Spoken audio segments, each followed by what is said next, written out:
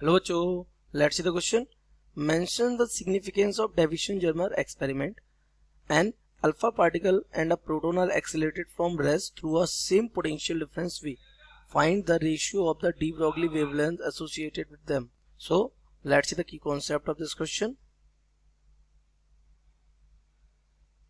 The key concept of this question is beta Davison-Germer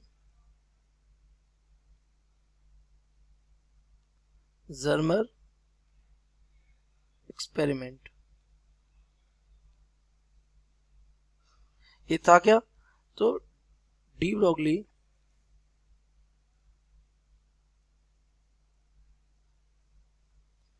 earlier gave a hypothesis that particles have wave nature.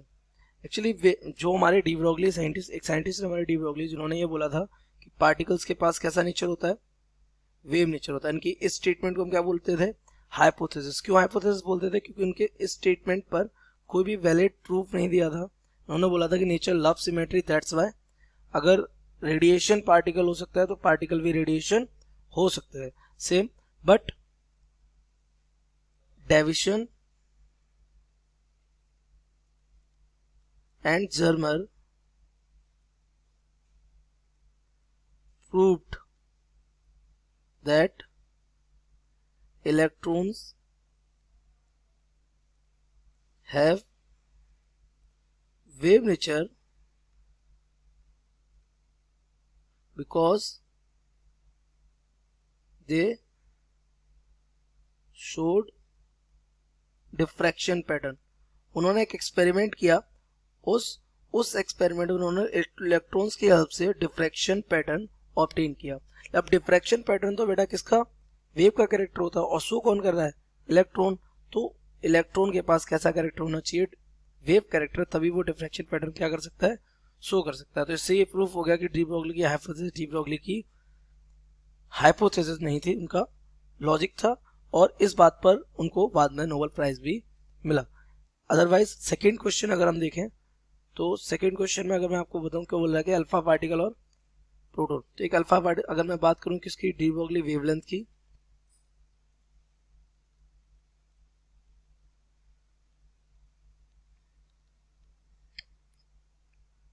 we know that it is given by lambda is equals to h upon p simply.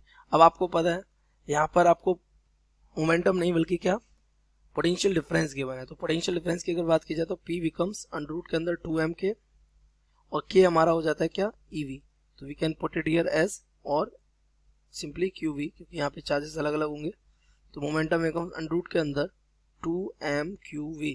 तो यहाँ पे हम put कर सकते हैं इसको, तो lambda becomes h upon under root के अंदर 2m qv सिंपली।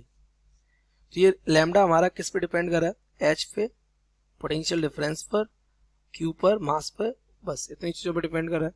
तो यहां से अगर हम पहले निकालें फॉर प्रोटॉन, यहां लिख लेते हैं for alpha particle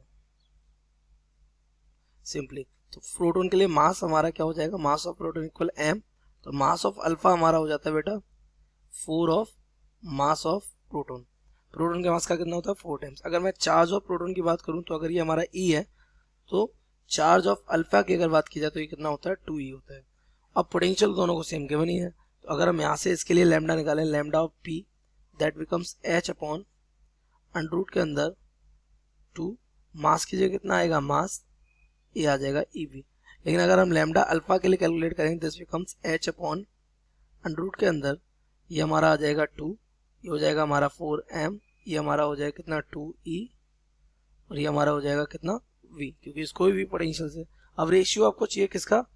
de Broglie wavelength associated with them. तो अगर हम पहले आप किसकी बात की गई है? Alpha particle then proton. तो हमें चाहिए lambda alpha plus lambda, so lambda alpha upon lambda proton. तो अगर हम ऊपर रखेंगे तो that means h upon under root के अंदर 2, यहाँ से आ जाएगा हमारा 4m, यहाँ से हमारा आ जाएगा कितना? 2e इंटू v हो जाएगा ये।